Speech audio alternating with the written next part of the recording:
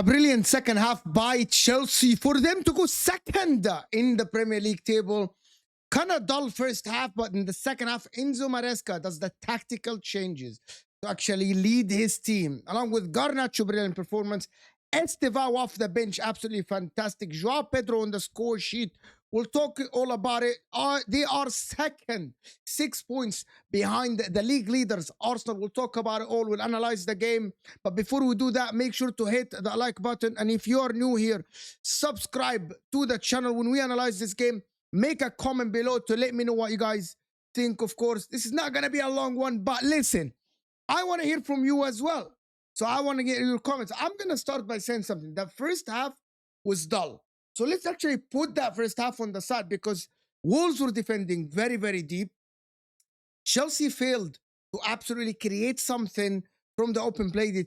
They had one shot that Enzo Fernández kind of got his header on and they should have scored, and a couple of chances inside the 18 that were blocked, a little bit sluggish in front of the goal. However, starting of the second half, and let's just actually absolutely say that Garnacho in the second half, we gotta be honest, that cross for the Malo Gusto header that opened the deadlock was nothing short of a brilliant cross by Garnacho.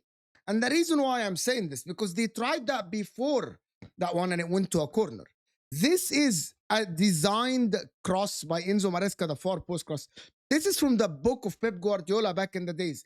That far post cross, that late run inside the 18 from a fullback or a midfielder or someone that comes from the back is that something that is from the training ground. That's why I'm going to upload Enzo Maresca here, because he saw what Wolves are doing. They were packing the 18, so he would commit a lot of players inside the 18, but that late run from behind for Malo Gusto that scored the first goal was absolutely brilliant. Just a tap-in header, brilliant cross, inch perfect from Garnacho. We have to be honest.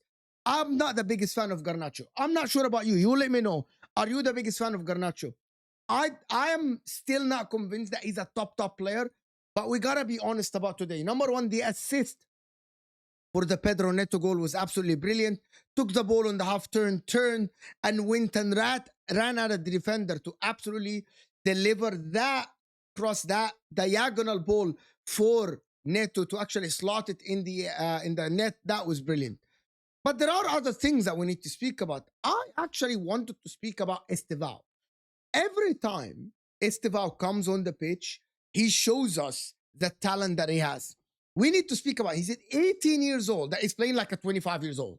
Every time he gets on the ball, you think and you sense that something is about to happen, right? And that is the talent. That's why you bought him from Brazil. A lot of people, by the way, there was something that was going on last week, during the week, about the comparison between him and Bukayo Saka.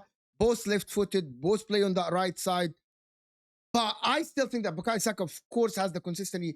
There are people that kept saying that he has the talent to actually be better. I want to hear from you. Do you think like Estevao has that Joga Bonito thing to actually be better than Saka, the dribbling inside the 18, that, you know, he's so neat on the ball, right?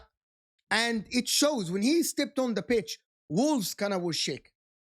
And that is what I need from a guy like Estevao. That's why he's a top player. I thought Neto was doing very, very well on the right side. But I'm going to be honest with you guys. You got to see the difference. There is a difference between Neto and Estevao on the ball. Neto is more about the speed and more about kicking it and then running after it and then cross. Yes. Estevao is the definition of like, he's getting the ball. He's like, I'm going to make something happen now. And that is what he did when he got on the ball to create for Joao Pedro that second goal. He's absolutely brilliant. There are other players in the game that we need to speak about. Fofana, I thought, had a good game, but Wolves are toothless, to be honest. They're shit. But also Chelsea had to do their job because the first half looked very, very frustrating. Like, I don't think, like, I'm looking at the Chelsea created one big chance in the first half versus 5 in the second half. And that shows that the tactical switches and the tactical changes by Enzo Maresca provided something extra. Of course, on the pitch, Reece James came on later for Malo Gusto after Malo Gusto scored. And these changes are needed by Enzo Maresca to actually rest the team. There is one more thing that I wanted to mention. I thought Enzo Fernández looked very good today. I thought Enzo Fernández went back to be the Enzo Fernández of last season, right? He actually was connecting all the passes, making late runs in the box to actually provide help for the forwards. And I thought that he was one of the best players on the pitch. That is just me. I know a lot of people don't think so. And it's not going to do him service that he didn't get an assist or a goal. But I'm going to look at him and I'm thinking, yeah, this guy played well. Yeah, this guy led the attack every time he got it. Look at the table now for Chelsea. Chelsea are 6 points behind Arsenal. They are leading the table in terms of goals scored, which is the attack is lethal. Chelsea had the easiest start of any team. They still haven't faced Man City. They still haven't faced Arsenal. Yes, they faced Man United and won. Yes, they faced Liverpool and won. And these are two tough games, of course. But again, I'm going to look at this and I'm saying, if Chelsea need to continue this, consistency is needed from Chelsea. Games like these gives them momentum. And finally, Chelsea at home, by the way, before this game, they won only 2 out of 5 at home. Now it's 3 out of 6 at home. That percentage need to improve. Chelsea need to show more of that at home, more dominance at home, of course. And that is what they showed today. I thought they were the dominant side.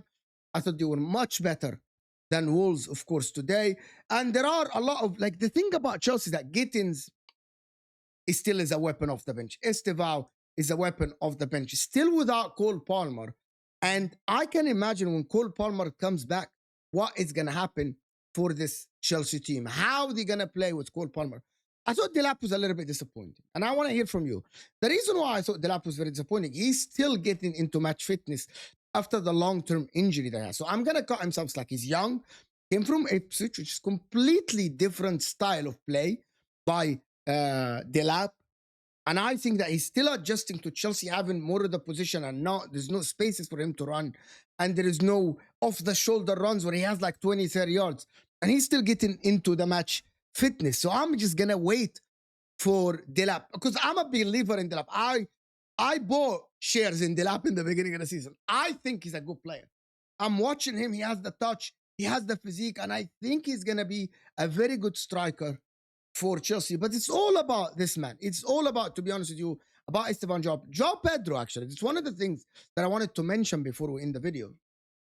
That since João Pedro played behind the striker, his qualities are showing. He played for the longest as a striker because the manager couldn't trust Gui and Delap was injured, so he had no choice but to play João Pedro. You know what I mean? So for me, I think João Pedro needs to play in the 10. But what happens if Palmer comes back? I don't know when is Palmer back, but João Pedro is a good second striker. He's a good false 9. Plays behind the number 9. I think he shows his quality, the turn, the driving with the ball. I thought he was the only one in the first half that was actually trying more than anybody else. So for me, I'm looking at him and I'm thinking João Pedro provides something to Chelsea that they don't have now since Cole Palmer isn't there. Where is he going to play if Cole Palmer is back? I don't know. Is he going to go back to a striker? I actually have no idea. I want to hear from you guys. Where do you think? It is going to be a rotation, but Cole Palmer doesn't rotate. Cole Palmer is the star of this team. When he comes back, he has to start, right? Estevao, for me, has to start every game on the right side. That is my opinion. I know that the manager likes Neto. I know that Neto provides energy going forward and actually defending and coming back and helping his defense. But I think Estevao provides something else. Garnacho, after this performance today, he actually made that position on that left side his. I know there are some moments that people didn't like him. People are picking on him. He's young. I'm not convinced he has it in him to be a top player, but maybe he can prove me wrong. Maybe he can. Let me know in the comment section what you guys think. Let me know who you think is man of the match for you. I want to hear from you guys. Hit that like button before you go. And I will see you guys later. Turn on the notification bell.